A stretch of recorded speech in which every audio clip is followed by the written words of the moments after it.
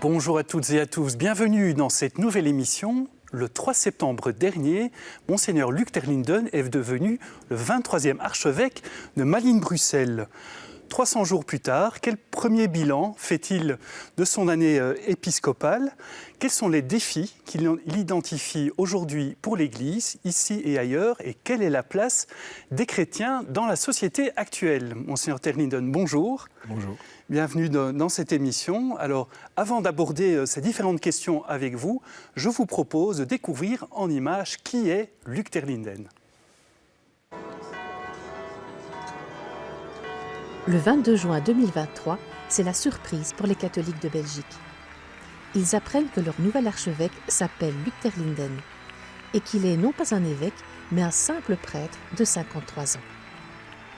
Et son ordination, le 3 septembre, est vécue comme un moment de renouveau où tout semble sourire à celui qui a pris comme devise « Fratelli Tutti », en un mot, tous frères.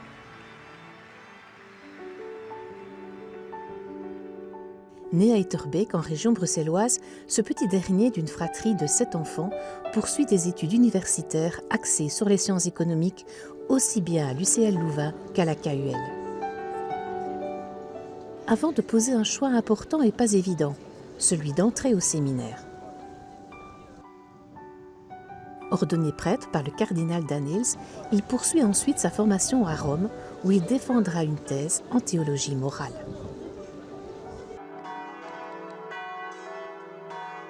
Mais Luc Terlinden reste avant tout un homme de terrain et il veut rester proche des jeunes, que ce soit comme vicaire à la paroisse Saint-François de Louvain-la-Neuve ou encore plus tard comme curé de la paroisse Sainte-Croix d'Ixelles.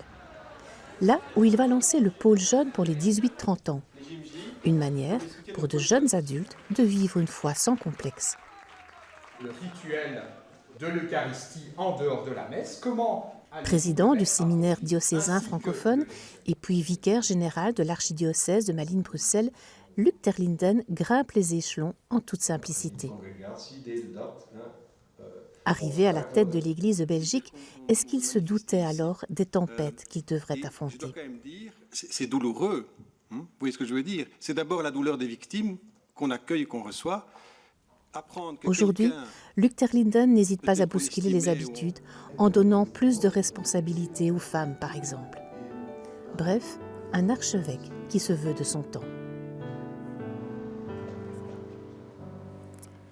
Voilà pour ce petit rappel biographique de Monseigneur Terlinden. Monseigneur, voilà, ça fait un peu plus d'un an, vous avez été nommé archevêque, c'était le 22 juin 2023. Comment avez-vous réagi à cette nomination? C'était une surprise pour vous? Alors j'étais un peu apeuré au départ, parce que quand ça vous tombe dessus, c'est très impressionnant. J'y ai été préparé parce que le jour où le nonce m'a rencontré, ce jour-là, c'était l'évangile de l'envoi en mission des disciples 2 par 2.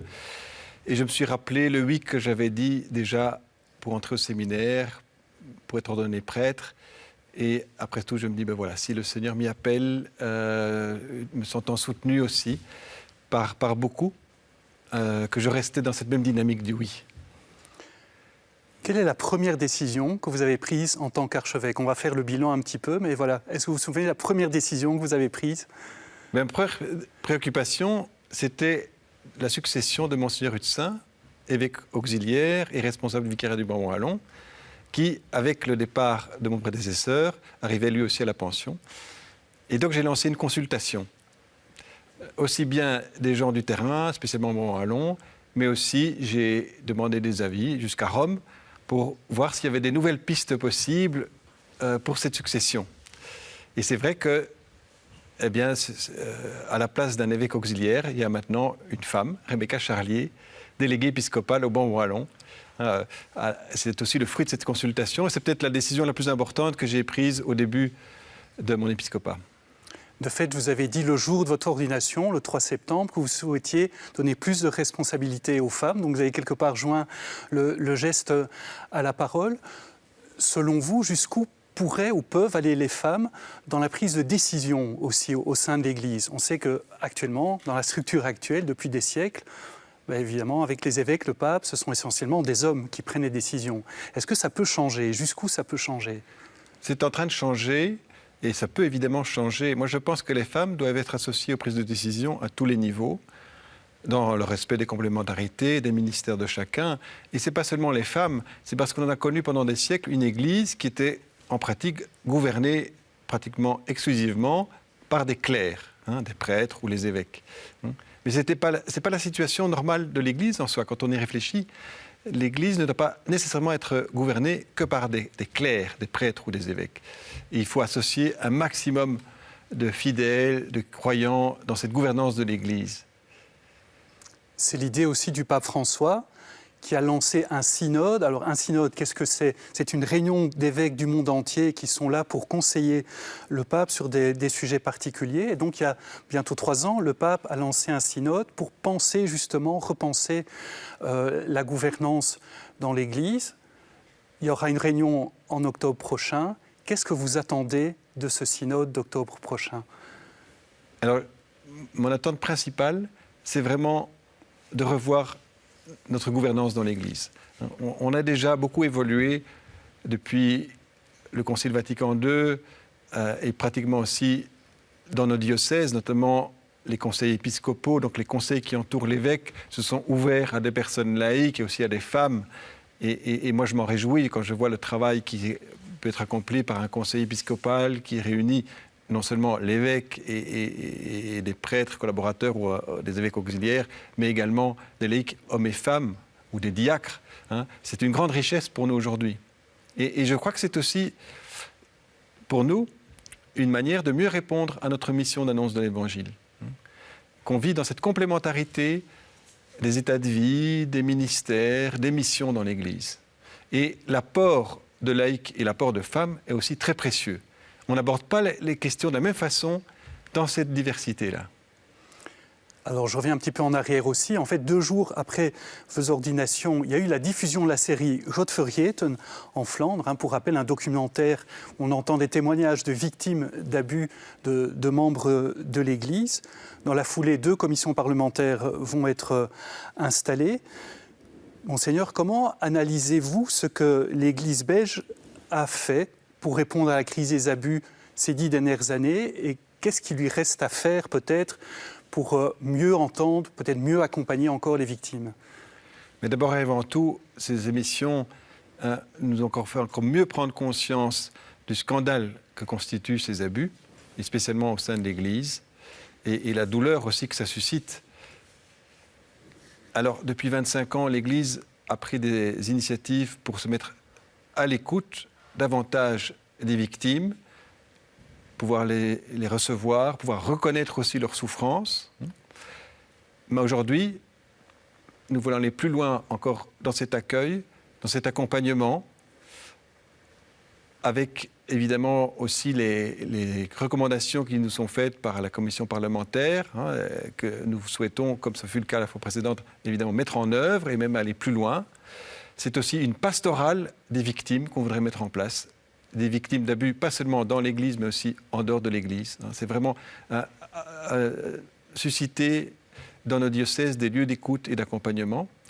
C'est renforcer encore plus la prévention, parce que c'est très important, évidemment, la prévention de ce genre d'abus. On a déjà beaucoup travaillé à cela, mais on va encore le renforcer.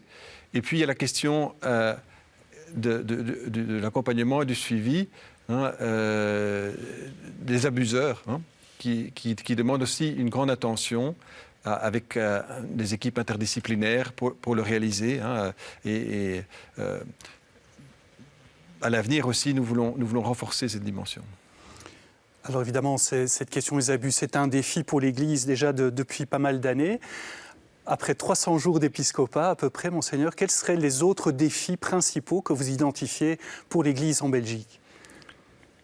Je pense que le premier défi aujourd'hui pour l'Église en Belgique, c'est vraiment de stimuler et favoriser des communautés vivantes. Parce que c'est comme ça qu'on répondra à notre première mission, qui est celle de l'annonce de l'Évangile. J'aime beaucoup Lucky Luke, le cow-boy solitaire, mon homonyme, mais je pense que pour évangéliser, annoncer l'évangile, la bonne nouvelle aujourd'hui, la bonne nouvelle du Christ, eh bien, on ne le fait pas en solitaire, on le fait en communauté. Et ce sont des communautés vivantes, rayonnantes, qui vont annoncer cette bonne nouvelle, hein, et qui sont accueillantes à toutes et à tous. Pour moi, ça, c'est très important. Et donc, il faut aujourd'hui travailler à cela. Hein. On est conscient qu'on ne peut pas garder toutes les communautés comme elles sont ou comme elles ont été il y a 50 ans en place, mais il faut que notre présence soit signifiante, que cette présence ait quelque chose à dire aujourd'hui à nos contemporains. Et spécialement, cette bonne nouvelle que chacun, chacune est vraiment aimé de Dieu. C'est ça le cœur du message du christianisme, cette bonne nouvelle de l'amour? Ça, c'est le cœur du christianisme. Et Jésus est venu nous révéler, à la suite des prophètes, que chacun, chacune est aimé de Dieu de manière inconditionnelle, tel qu'il est. Alors vous parlez d'une Église aussi accueillante à toutes et à tous. Depuis quelque temps aussi, on sent dans l'Église un accueil aussi de personnes de couples de même sexe, par exemple. Le pape François est pour ça. Est-ce que l'Église belge fait assez par rapport à cette personne-là? En tout cas, le souci de l'Église belge et des évêques est, avec le pape François, de chercher avant tout à intégrer, non pas exclure, mais intégrer. Et ça commence par un accueil et un accueil bienveillant. Moi, j'insiste toujours là-dessus, aussi auprès des prêtres, leur dire, écoutez, la première chose que je vous demande, c'est d'accueillir et d'accompagner. On n'a pas à fermer nos portes à certains, pour une raison ou pour une autre. Alors le pape François aussi, dans un document, à la fin 2023, a autorisé la bénédiction de personnes de couples, comme on dit, en situation irrégulière, y compris de couples de même sexe. Comment analysez-vous cette décision-là?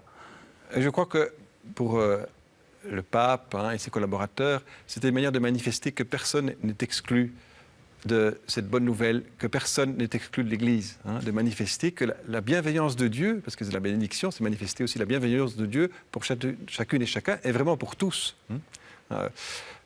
gardant certaines distinctions, et certaines circonstances dans lesquelles on donne cette bénédiction, mais je crois que c'est ça le cœur du message.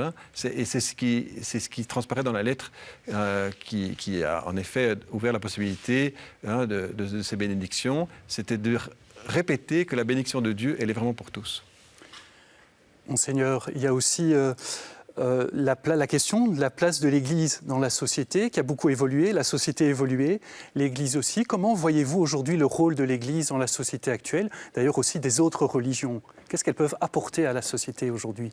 Je pense qu'en dehors même de l'aspect purement religieux, et les religions peuvent apporter dans la société du lien social. Réunir des gens, parfois de cultures, de langues diverses, et d'ailleurs, je pense que c'est un signe aussi de bonne santé d'une communauté religieuse, d'une religion, c'est de ne pas se replier sur un groupe seulement, mais de rester toujours ouvert à la diversité. Eh bien, je crois que les religions sont très importantes, et spécialement dans notre société aujourd'hui, où malheureusement beaucoup souffrent de la solitude, eh bien, d'apporter ce lien social. Et j'entends même en dehors de personnes qui sont en dehors de l'Église ou des réseaux religieux, qui reconnaissent ce rôle aussi aux religions. Ce n'est pas le seul rôle des religions, mais il a un rôle important. Et si nous voulons construire une société attentive à toutes et à tous, si on veut reconstruire du lien entre les gens, parce que c'est un grand défi pour notre société d'aujourd'hui, c'est que les gens puissent se rencontrer, puissent nouer des liens, ne pas être isolés, pas être mis de côté. Les religions, avec d'autres, ont leur rôle à jouer. Est-ce que vous pensez aussi que dans certains débats de société, on pense à l'écologie, des débats éthiques, l'Église a aussi une voix à apporter au débat? Elle a certainement une voix à apporter. Et pour ça, le pape François, d'ailleurs, est un bon porte-parole. Il produit des documents assez remarquables, notamment quand on pense aux questions de l'environnement, avec Laudato Si, où il nous donne un grand plaidoyer pour l'écologie intégrale. C'est la sauvegarde de l'environnement, mais c'est plus que ça. C'est aussi une manière de vivre en société, une manière de respecter non seulement toute la création, la nature, mais aussi l'être humain, d'être attentif à la famille, à la manière dont on vit ensemble, dont on est solidaires les uns avec les autres. Hein. Et dans un autre document, qui m'a inspiré aussi pour ma devise, Fratelli Tutti, il insiste beaucoup sur cette fraternité entre les hommes et les femmes d'aujourd'hui et cette dimension sociale. Hein, combien c'est important, et encore plus dans le contexte de violence et de guerre que nous connaissons aujourd'hui, de construire ces sociétés qui mettent en avant la fraternité, c'est-à-dire de reconnaître en chaque être humain une sœur, un frère. Une autre question qui touche plutôt, je dirais, à la vie interne de l'Église, mais qui peut intéresser aussi tous nos téléspectateurs.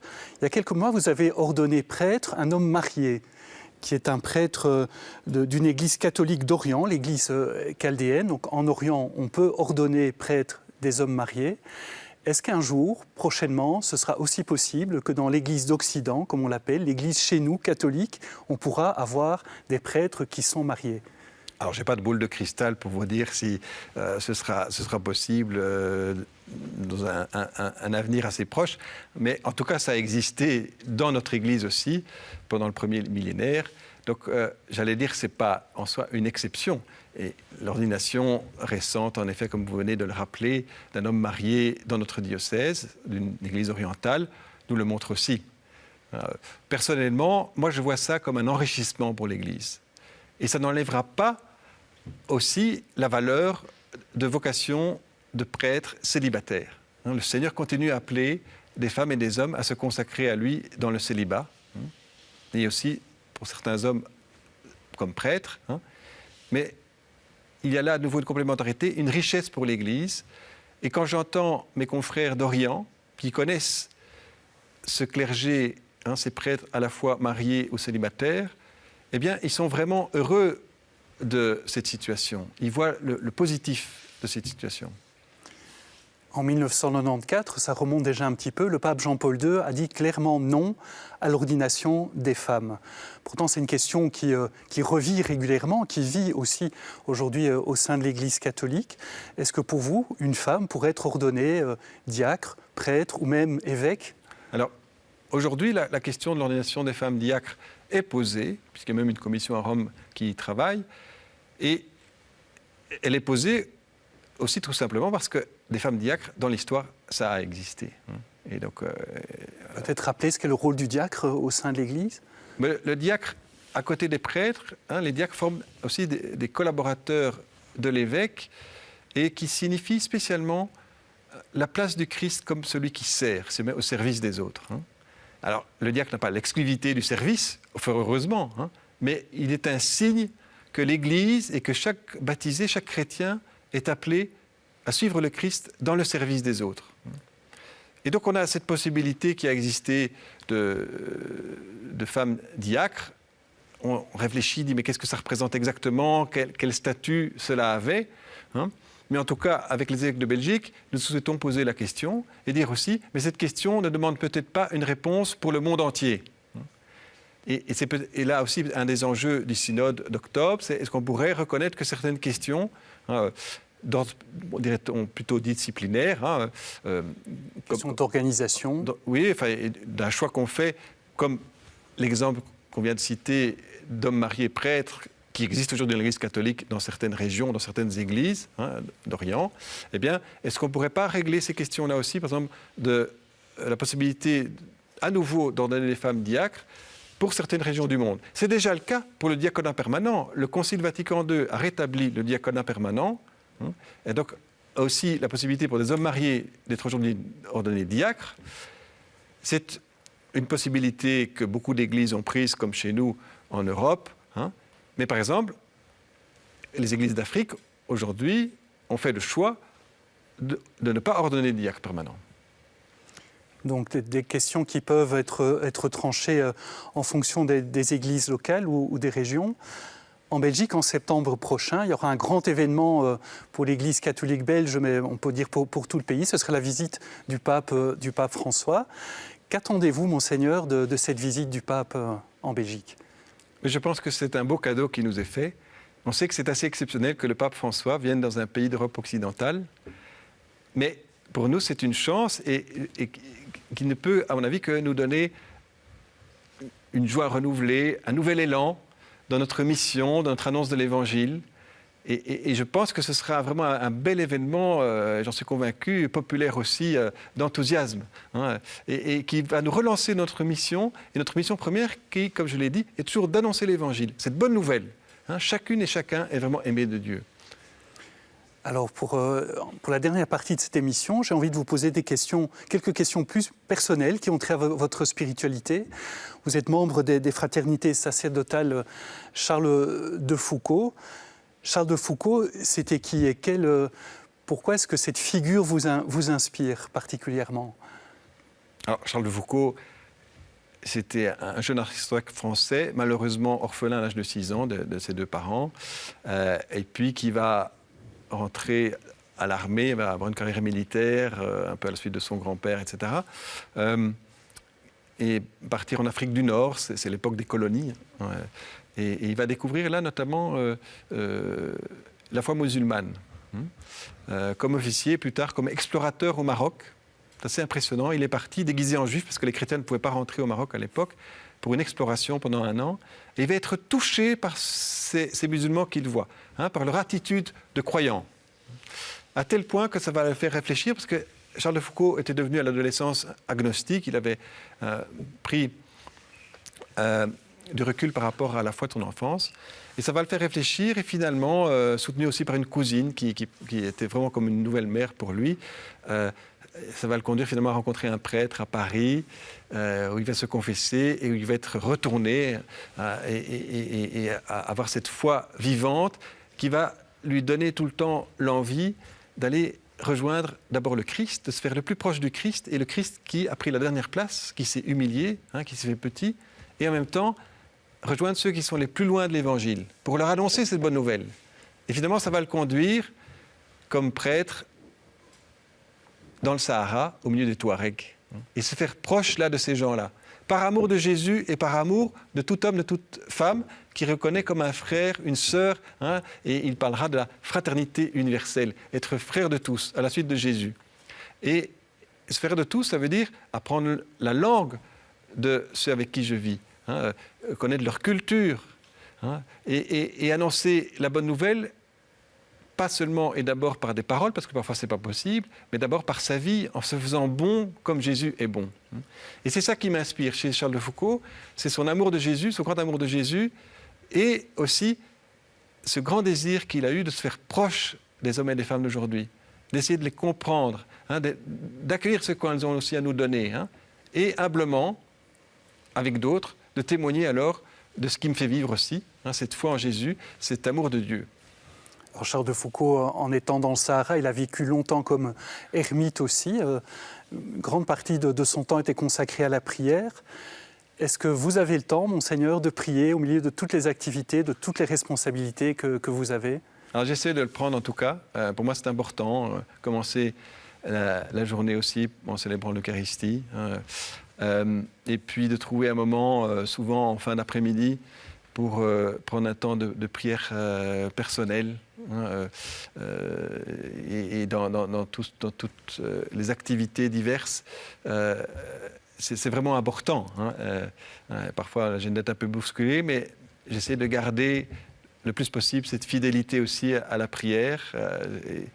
Et je pense que plus on a de responsabilités, plus on est appelé à veiller à ce temps de prière. Qu'est-ce que c'est la prière pour vous? Un père de l'Église, très longtemps, disait que c'est un entretien familier avec Dieu. Donc je crois que la prière, c'est d'abord cette présence. Il n'y a pas toujours besoin d'une prière où on dit beaucoup de choses. Hein, en fait, on se met d'abord à l'écoute de ce que le Seigneur veut nous dire. Et puis on est là, on est présent. Hein. Il ne faut pas s'inquiéter non plus des distractions qui peuvent venir. Hein, ça, c'est normal. Parfois, pour revenir dans la prière, il est bon d'avoir un texte d'évangile, l'évangile du jour par exemple, ou un autre texte biblique, pour nous remettre dans la prière. Mais sinon, bien souvent, notre prière évolue vers une simple présence. Être là avec le Seigneur. Une toute dernière question, Monseigneur, qui était d'ailleurs un petit peu l'occasion de cette émission. Quel premier bilan faites-vous de vos 300 premiers jours d'épiscopat? le premier bilan que je tire, c'est la grande joie que j'ai à rencontrer des communautés et des personnes si diverses. J'essaie de consacrer beaucoup de temps à aller à la rencontre des gens et des communautés. Et j'ai la chance d'avoir des collaborateurs qui m'encouragent et m'aident à accomplir cela, parce que je trouve que c'est vraiment important comme évêque de se faire proche, d'accueillir les réalités diverses, de découvrir tout ce qui se vit, d'être à l'écoute des joies, mais aussi des peines des personnes. Et donc ça, c'est le premier bilan que je tire, c'est cette joie vraiment d'être à la rencontre de toutes ces réalités et de voir aussi beaucoup de très belles choses, en fait, hein, et de réalités vivantes dans notre diocèse, si divers, si complexes, mais en même temps, tant d'initiatives, que ce soit dans la manière de célébrer ensemble, des initiatives de solidarité aussi, d'être proche avec d'autres, rencontrer aussi le milieu scolaire à l'occasion de visites d'école, et voir aussi quand même qu'il y a beaucoup d'énergie aujourd'hui qui sont présentes dans l'Église et dans le monde en général.